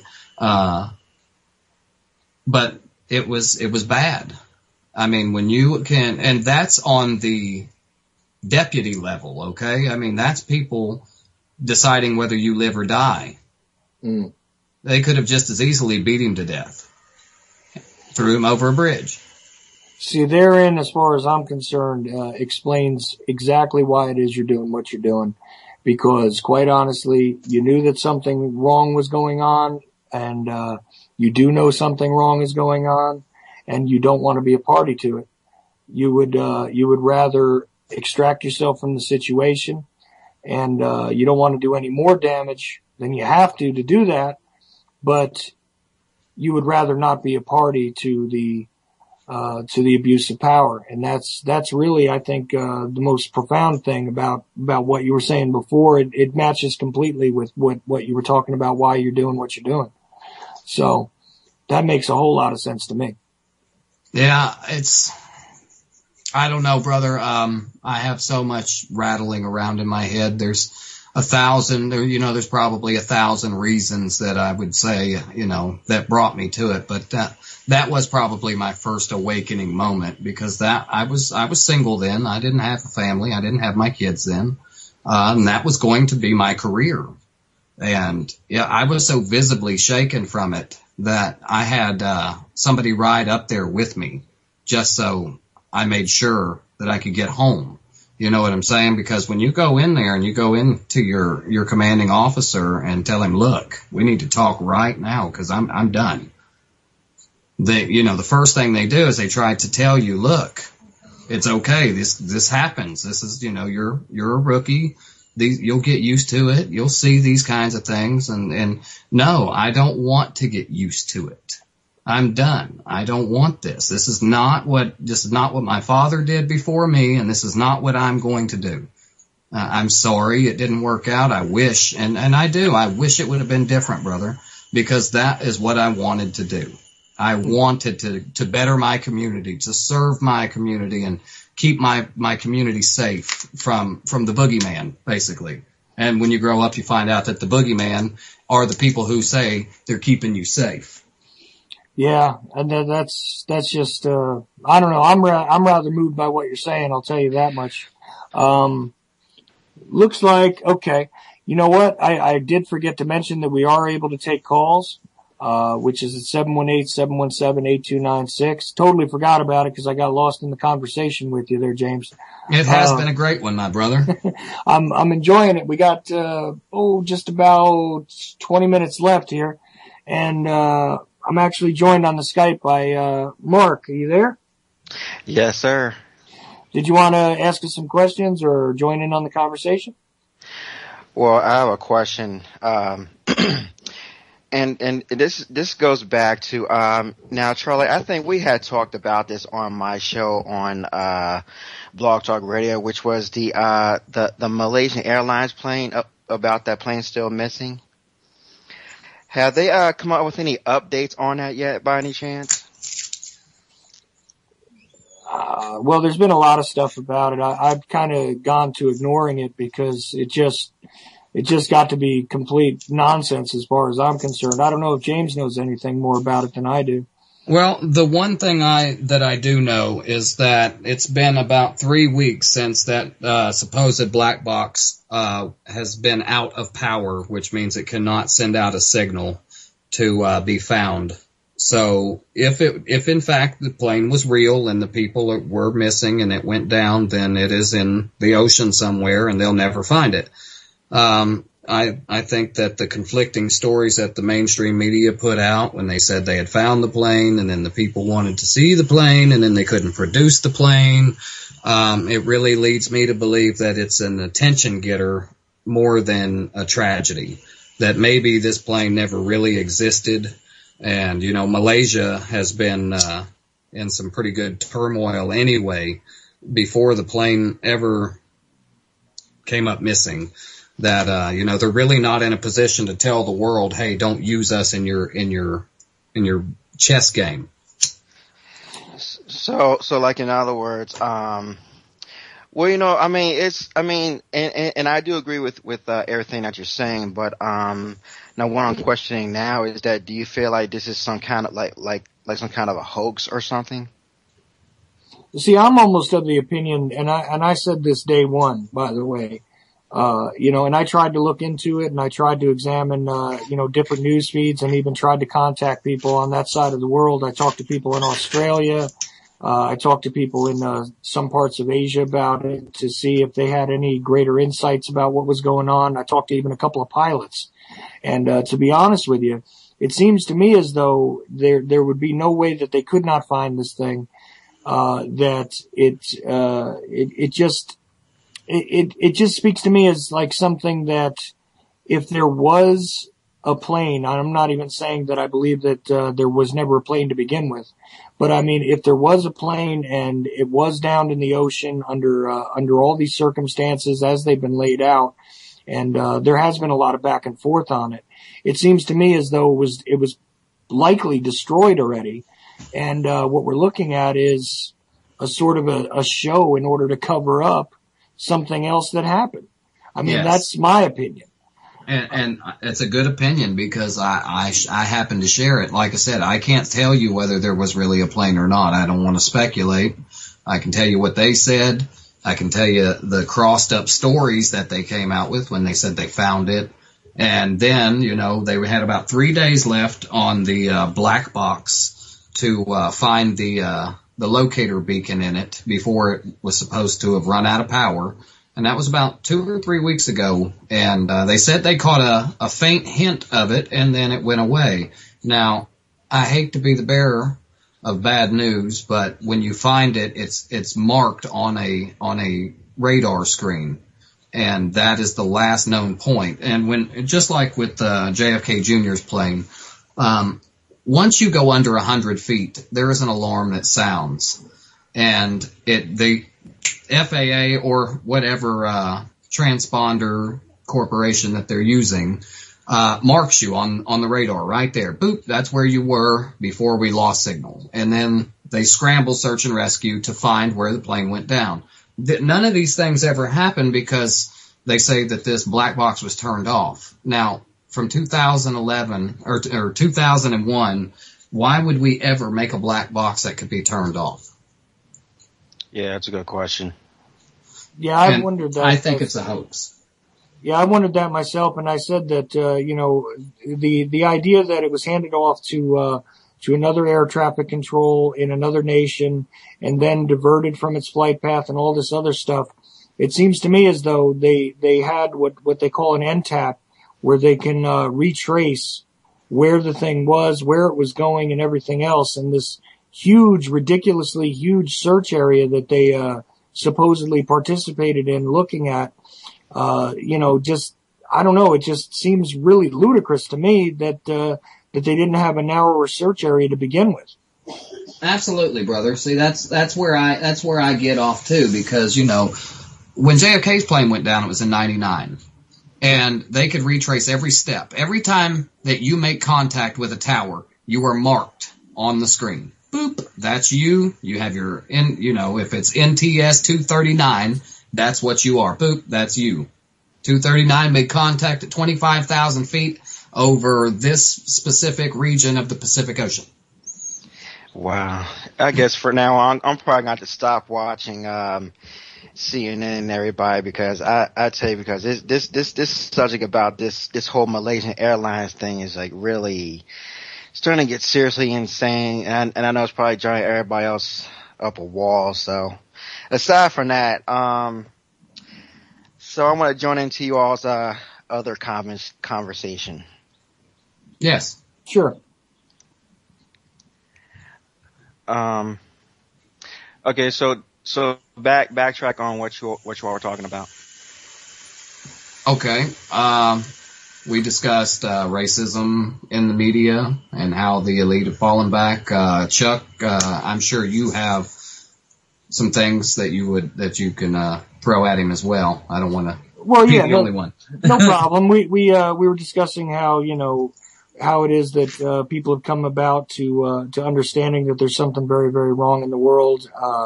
That religion has been utilized as a weapon pretty much against the people, that the divide and conquer strategy of the elites is definitely in play, whether it be utilized through racism or through these constructs of religious division and different sort of land grabs that were involved in that.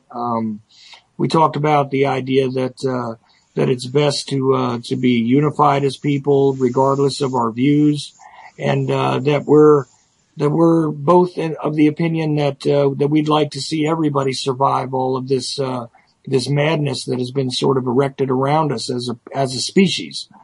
I think that about covers just about everything we were talking about. Did I miss something there, James? I don't think you missed anything, as a matter of fact. There, I think you got it all. Well, you know what, Chuck? I gotta say, you've I agree with everything that you're saying, and this is a real good subject to talk about. So it's really nice that you tagged on to that. Well, we're trying. I mean, do you have anything on your mind that you want to bring out? I mean, besides the Malaysian thing, because I'm telling you, I'm past sick of it, because it's just one of those things that just seems to be on the world stage just to keep us occupied and I really believe issues. Yes, sir. I really believe that it's to keep us off of the Ukraine, because you notice how that's died down in our media, but on social media there are pictures and stories every day. Exactly. Well, this is what I wanted to talk about, because this is something that I've seen on a local news yesterday. They were talking about a train over here in Virginia. I don't know if it was a CSX train or some kind of train where the train was had catched on fire, and I think it set off some kind of chain reaction elsewhere as well. I don't know if y'all ever heard of that. Yeah, I have not. That's out in Virginia. You're talking about, right? Yes. Yeah. I've looked at that stuff a little bit, but I mean, it's just another one of these sort of industrial disasters where we see, the carting of hazardous things being mismanaged, and we could talk about the problems with the infrastructure if we wanted to. We could talk about the behaviors of the companies that are involved in these things if you wanted to. Chuck, But, I mean, yeah. Is that the one that poisoned the water, where they had the chemical explosion and it got into the water, it got into the water table and into the drinking water in Virginia? There's been a couple of those kind of things, but this is the recent, just happened a couple of days ago. Yeah. Okay. Yeah, because I don't know about that one. Okay. I just wanted to make sure what we were talking about. Yeah, well, what's odd about that too is that there was a parallel story in North Carolina about the same thing, and then when I went and tried to research it a little bit, I found that it was a recurring story where the water table was being poisoned over and over again by pretty much the same types of companies, if not exactly the same company here. Something that I was working on a little bit, and I found that it was a huge subject and not just a single news story. Right. But that's the thing is when you look at this kind of stuff and you see the hauling of anything, whether it be petrochemicals or pesticides or any of this stuff being done on rail cars or otherwise, there's always seems to be some sort of mismanagement where we're dealing with a total disregard for the population that has to endure being the throughway for this crap. And it just harkens right back to the whole disgusting, pharmaceutical GMO industry. Yeah, I do agree. I do agree. As a matter of fact, they said that, now I was listening to one person on the news where they said that, that something about that the trains shouldn't be going that way because of the way that the tracks were laid out or something like that. I may have, most more like I may have misheard what they said. Something about the train tracks not being the way that they're supposed to be, something of that nature. Well, how many people have seen a newly constructed train track anywhere in the country lately? Realistically, these again, the infrastructures are pretty old. I would not consider most of them reliable at this point, and that's a huge issue as well. But really, this is mainly probably your local media speculating about all of the sort of places to place blame instead of looking at the actual act of transporting this stuff. And again, the behavior of the large company, anything to deflect, responsibility from the behaviors of the larger corporations that are, again, showing complete disregard for the people. It's no mystery that, transporting this stuff, without, taking a lot of precautions is hazardous to anybody who could even remotely come in contact with it. And, it's a frightening thing. And I think it's just another one of those sort of deflections of responsibility. I'm with you all the way, brother. Right. Yeah. And I mean, I guarantee you, I agree. There's going to be a lot more stuff like that to come out, and they're going to find that this stuff traveled down that river there, and you're probably going to find that it goes, out of the state of Virginia, and winds up contaminating. If you ever hear about it, mind you, in the immediate. I mean, it may take a few years, but I guarantee you're going to find, if you trace the waterway where that stuff ends up being dumped into, supposedly inadvertently, it's going to do a lot of damage to a lot of the aquifers in the area, and this stuff happens all the time. Yeah. These are just the ones that make a little bit of noise where just enough people seen it where you have to report it. Yeah. I mean, it's kind of hard not to do a little bit of a news report when you have, a fireball that's 80 feet high, but yeah. Yeah. Yeah. Yeah, and then for a bunch of stuff that dumped into the James River, which, you know what? See, knowing that I live here in Virginia and I never ever know where in the world these rivers are. I mean, I don't know why is it that I forget where these rivers are at. I mean, here I am and I live in Virginia and I never ever know where these rivers are. That's so funny. Well, they look. Nobody's sharing geographical information with each other. This is part of the problem. I mean, right. we're not taught to learn geography. We're not taught to learn our surroundings anymore, and we're awfully reliant on on GPS devices and things, and our telephones even, to tell us where the hell we're going anymore. Absolutely right. Yeah. You're absolutely correct. I'm not surprised you don't know where the rivers are in your own state, man. I don't know where mine are. Listen, we only got about 5 minutes left. And, again, James, I really thank you for being on with me all this time. And I know we covered a lot of different subjects. Do me a favor, though, just if you have a web address where people can find your stuff directly, or if you want to just direct them to your Facebook or whatever. Yes. Now, on my Facebook, it is James Impending Revelation. It's not very hard to find. We also do have a website. It is nwotruthradio.com. It has donations. That's actually how our station stays running. And thank everybody who has donated. We accept all the way up, or all the way down to as little as $1. We do appreciate every dollar that comes in as well. But you can definitely find us on Facebook. All you have to do is type in NWO Truth Radio, and it will pop up. And become a fan.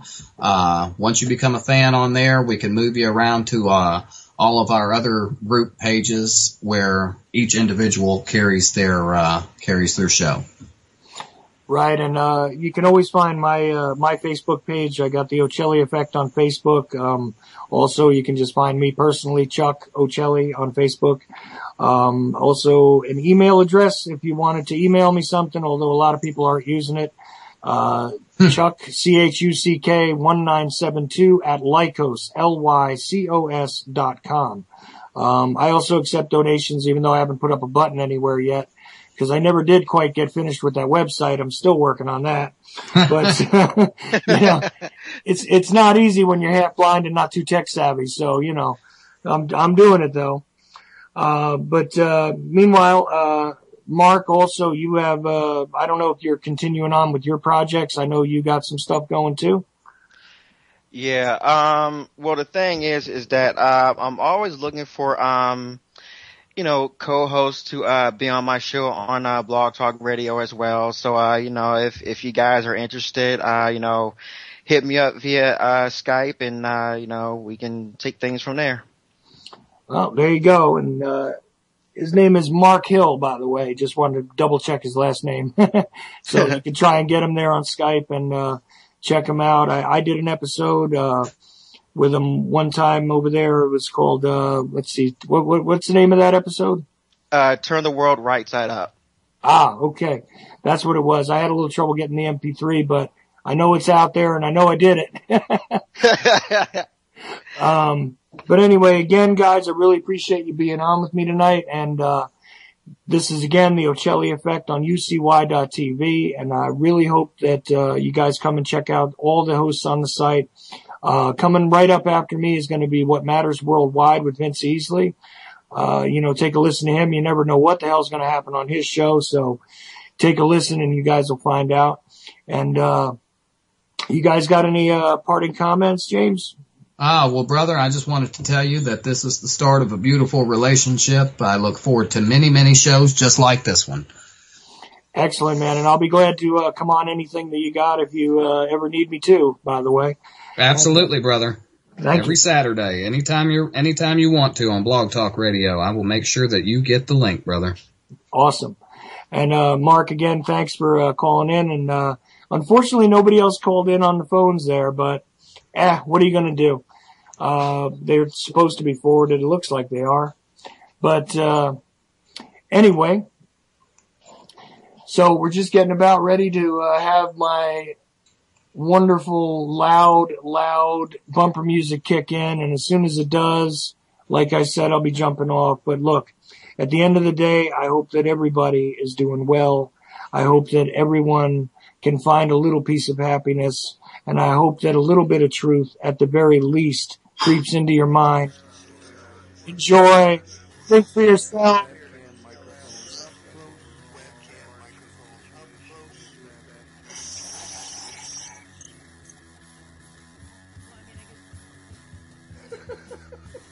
the age of 19 in 1962, she was But I have the files.